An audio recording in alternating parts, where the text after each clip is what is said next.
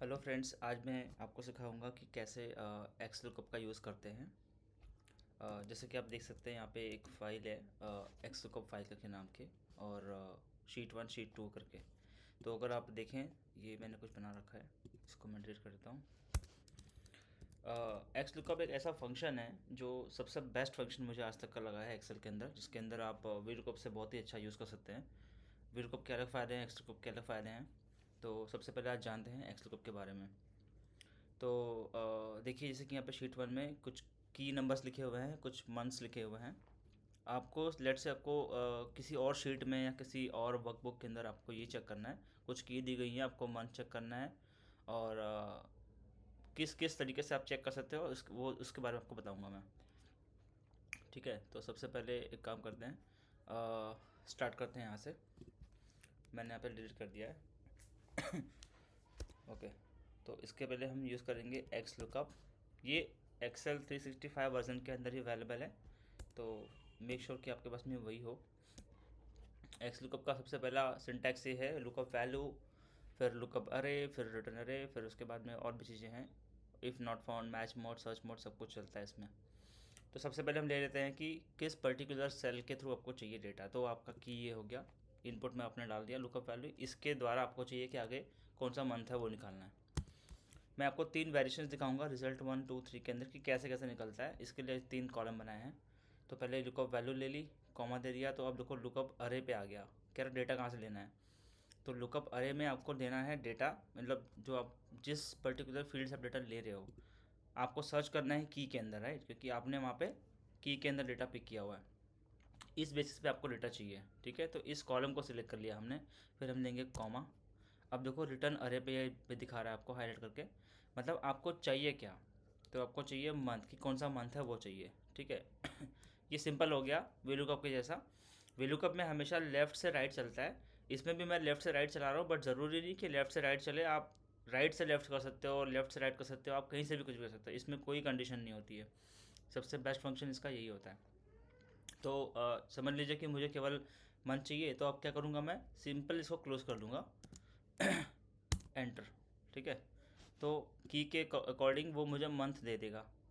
ठीक है, तो अब इसके बाद में इसको आप चाहिए तो अपना ड्रैग कर सकते हैं इस तरीके से, कमांड डी या कंट्रोल डी करके। अब आप ध्यान से देखेंगे कि यहाँ पे ये दो चीज़ नहीं मिली है, तो हैश एन आ गया। हैश एन तब आता है जब कोई वैल्यू वहाँ पे नहीं एग्जिस्ट करती है। और ज़ीरो इसलिए है क्योंकि यहाँ पे स्पेस दे रखा है, ये ब्लैंक है। ठीक है, मतलब स्पेस नहीं, सॉरी, यहाँ पे ब्लैंक है, इसके लिए ज़ीरो आ गया। ठीक है, यहाँ पे डेटा है, बट वो डेटा वहाँ पर नहीं है, इसके लिए हैश नहीं आया। दो चीज़ें होती हैं। तो ये तो बहुत सिंपल तरीका हो गया रिजल्ट का आपका। ठीक है, लेट से हम रिजल्ट 2 पे ट्राई करते हैं कि और भी कंडीशन देख लेते हैं कैसे होता है। चलो, एक्स लुकअप लगाया हमने, ये फील्ड सेलेक्ट करी, सेल को कॉमा करा। कहाँ से लगाना है आपको डेटा चाहिए, वहाँ पे जाइए, कॉलम सेलेक्ट करिए, कॉमा दीजिए, क्या डेटा चाहिए उसको लीजिए। फिर आपको, अगर आपको नहीं अभी सब कुछ हो गया तो आप बंद कर दीजिए, लेकिन बंद नहीं करना, हमें एक काम करना और चढ़ना आगे। चलो, अब हमें ये भी बोलना है उसको कि अगर कुछ डेटा नहीं मिले तो जो हैश आने का एरर आया था वो ना देखे, मुझे कुछ और दे दे जो कि मुझे ईजी समझ में आ जाए कि हाँ ये नहीं है करके। तो इफ़ नॉट फाउंड के अंदर जो आता है, इसके अंदर आपको हमेशा डबल कोट्स के अंदर मतलब टेक्स्ट लिखोगे तो डबल कोट्स में आएगा, नंबर्स लिखोगे तो विदाउट टेक्स्ट है, मतलब डबल कोट्स नहीं आएगा। मैं फ़िलहाल टेक्स्ट लिख रहा हूँ, जैसे कि यहाँ पर लिखता हूँ,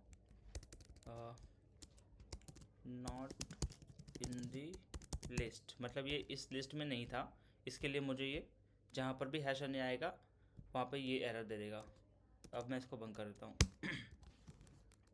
इसको ड्रैग कीजिए या फिर जैसे करना है वैसे कर सकते हैं आप। तो अब ये क्या कर रहा है, आपको बता रहा है यहाँ पे कि भैया यहाँ पे हैश आने हैं, तो ये वहाँ पर नहीं है, इसके लिए इसको हमने नॉट इन द लिस्ट कर दिया। ये एक चीज़ हो गई। चलिए एक और चीज़ देखते हैं। एक्स लुकअप लगाया, इसको सिलेक्ट करा, शीट 1 में गए, जहाँ से डेटा चाहिए वो कॉपी करा, सिलेक्शन कर लिया कॉलम को, कॉमा, जो डेटा चाहिए वो सिलेक्शन करा। अच्छा, फिर से आपको जहाँ पर भी एरर आएगा वहाँ पे आपको नहीं लेना है एरर, तो नॉट इन द लिस्ट लिख दीजिए, कॉमा। अभी कह रहा है कि भाई सर्च कैसे करना है। अब सर्च का मोड इसमें बहुत अलग तरीके से होता है। लेट्स से कुछ कुछ चीज़ें आप नंबर वाइज सर्च कर रहे हो, पहला तो एग्जैक्ट मैच है, एकदम डिट्टो जो आपका नंबर रहेगा उसी को मैच करेगा, वही एरर दे, वही आंसर देगा आपको। ये दूसरा है एग्जैक्ट मैच और नेक्स्ट स्मॉलर आइटम। ये उस कंडीशन के अकॉर्डिंग काम करेगा जो आपका एग्जैक्ट मैच होता है, या तो उससे छोटा वैल्यू है उसको दे देगा, अगर आप इसको सिलेक्ट कर लेते हो तो। ये है आपका वन, सॉरी हाँ वन। तो एग्जैक्ट मैच और नेक्स्ट लार्जर आइटम, मतलब जो एग्जैक्ट मैच रहेगा वो या तो उसके ऊपर वाला आइटम देगा आपको। ये है वाइल्ड कार्ड। ये बहुत अच्छा फंक्शन है, किसी और वीडियो में आपको बताऊंगा मैं, बहुत मतलब लेंदी जाएगा शायद इसके लिए। तो ये वाइल्ड कार्ड मतलब आप किसी भी वाइल्ड कार्ड, मतलब कि टेक्स्ट के ज़रिए या सिंबल के ज़रिए कुछ आपका डेटा इसके अंदर फंसा हुआ है करके, तो उसके द्वारा भी आप मैच कर सकते हो। ठीक है, ये हो गया। अच्छा, लेट से मुझे इसमें कुछ नहीं करना, मैंने ज़ीरो दिया दिखाने के लिए आपको। अच्छा, इसके बाद में एक और ऑप्शन आ गया सर्च मोड, मैंने कॉमा करा तो देखो लास्ट वाले पे आ गया सर्च मोड। अभी कह रहा है कि आपको सर्च कैसे करना है, ऊपर से सर्च करना है कि नीचे से सर्च करना है कि माइनरी स्पीच है या क्या है। ये बहुत अलग अलग एडवांस चीज़ में आ रखी हैं।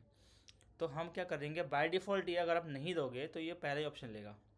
ठीक है, तो फिलहाल चलो मैं वन ले लेता हूँ, पहला ऑप्शन, इसको मैंने क्लोज़ कर दिया। ठीक है, इसको मैं एंटर करता हूँ। देखो आंसर तो आ गया। ठीक है, अब इसको देते हैं नीचे ड्रैग करके। अब आप बोलोगे इसमें क्या डिफरेंस है, इसमें कोई डिफरेंस नहीं है। डिफरेंस इसलिए नहीं है क्योंकि इसको मैंने बाय डिफ़ॉल्ट, ये जो ज़ीरो वन देख रहे हो ये बाय डिफ़ॉल्ट इसमें भी है, इसमें लिया नहीं मैंने। ये ऑटोमेटिकली ज़ीरो वन ले लेता है, मतलब आगे की जो पैरामीटर्स हैं जो सिंटैक्स हैं उनको बाय डिफ़ॉल्ट वो ले लेता है। अगर आप यहाँ पे ज़ीरो वन डालोगे तो भी वही आएगा। तो डिफरेंस क्या हुआ इसके अंदर, डिफरेंस ये हुआ, मान के अब आप एक चीज़ ध्यान से देखो, ये 181 यहाँ भी है, 181 यहाँ भी है।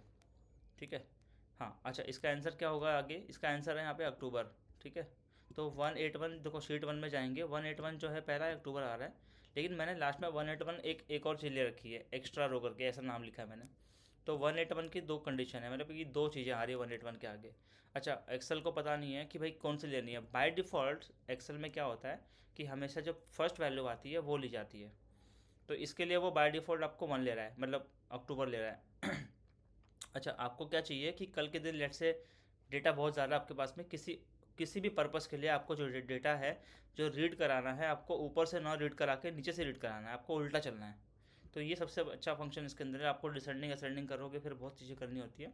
इससे अच्छा है कि आप शीट मतलब यहाँ पे इसके फंक्शन में क्या करो, यहाँ पे जो आप वन देख रहे हो ना, इसको जाओ यहाँ पे, इसको बैक करो। अब ये बोल रहा है कि आपको फर्स्ट टू लास्ट सर्च करना है कि लास्ट टू फर्स्ट, आप इसको लास्ट टू फर्स्ट कर दो।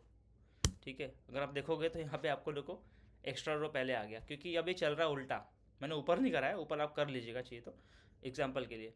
तो यहाँ पे आप देख रहे हो कि ऐसा ये क्या कर रहा है, अब ये 181 को कॉलम तो पूरा वही है जो रीड कर रहा है वो, बट वो यहाँ से ना रीड करके इस लाइन से ना रीड करके इस लाइन से रीड कर रहा है, 11 नंबर मतलब नीचे से ऊपर चल रहा है। इसके लिए उसने यहाँ पे एक्स्ट्रा रो दे दिया। तो इस तरीके से इसको आप एक्सेल में मतलब यूज़ कर सकते हो। तरीके इसके बहुत सारे हैं। ये तो बहुत सिंपल तरीका आपको मैंने बताया एक्सेल कुप का, इसके अंदर बहुत तरीके से वेरिएशन से आप मल्टीपल चीज़ें भी यूज़ कर सकते हो एक एक्सेल फॉर्मूलेस के अंदर, तो वो बहुत एडवांस हो जाता है। फिलहाल एक्सेल विलकप के लिए आपको यही है। आप एक बार देख लीजिए, प्रैक्टिस कर लीजिए, और कुछ डाउट्स हो तो मुझे पूछिएगा। बाकी चैनल को सब्सक्राइब कर दीजिएगा और लाइक कर दीजिएगा अगर आपको अच्छा लगा हो तो। धन्यवाद।